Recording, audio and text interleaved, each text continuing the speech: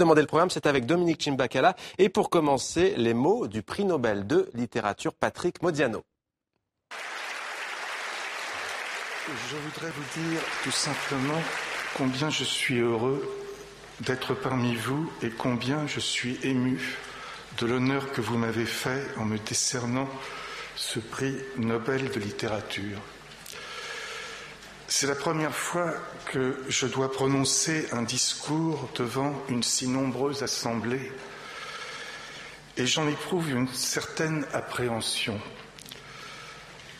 On serait tenté de croire que pour un écrivain, il est naturel et facile de se livrer à cet exercice. Mais un écrivain, ou tout au moins un romancier, a souvent des rapports difficiles avec la parole.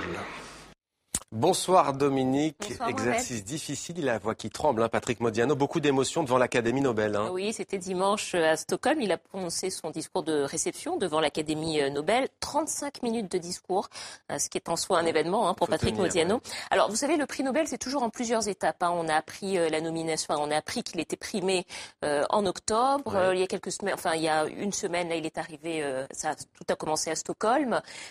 Discours de réception devant l'Académie. Et puis, hier, 10 décembre, date du décès d'Alfred Nobel, c'est hier qu'il a reçu son prix des mains du roi de Suède, donc diplôme et médaille. Il recevra également une somme équivalente à peu près 900 000 euros. Ensuite, la soirée s'est poursuivie avec ce banquet gigantesque de 1600 personnes en présence de la famille royale. Banquet au cours duquel Modiano a réédité l'exploit d'un nouveau discours. On écoute.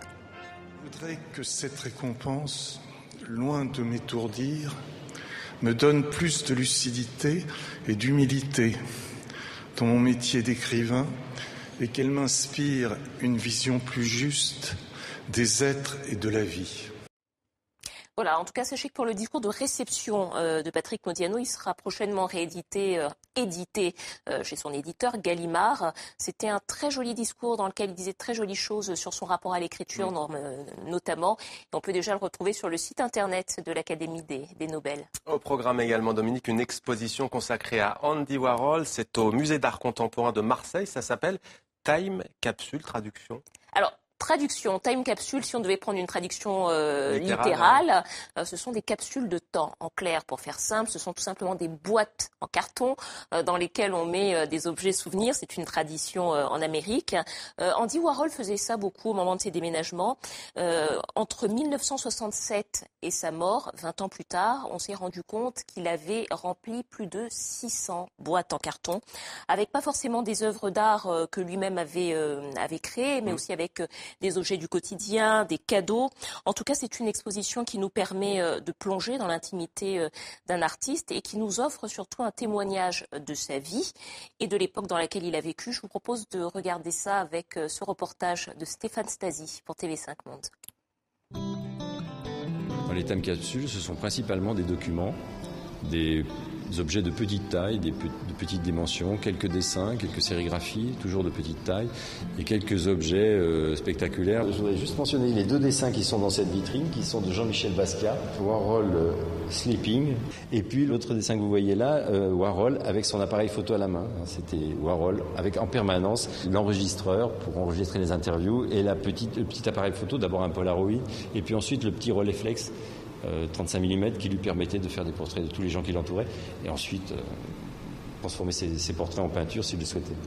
C'était un collectionneur maniaque. Il avait une collection d'œuvres, d'objets, de mobilier, de bijoux. Et à la fin de sa vie, quand il meurt en 87, l'inventaire va durer plusieurs mois de l'ensemble des objets qui lui appartenaient, l'ensemble de ses collections qui remplissaient les pièces de son hôtel particulier. Il faut se rendre compte que dans l'exposition de Marseille, on a à peu près 1000 m² dédiés à cette exposition et c'est seulement 1,5% de l'ensemble des time capsules qui est présenté. Donc c'est hallucinant la richesse de cette œuvre.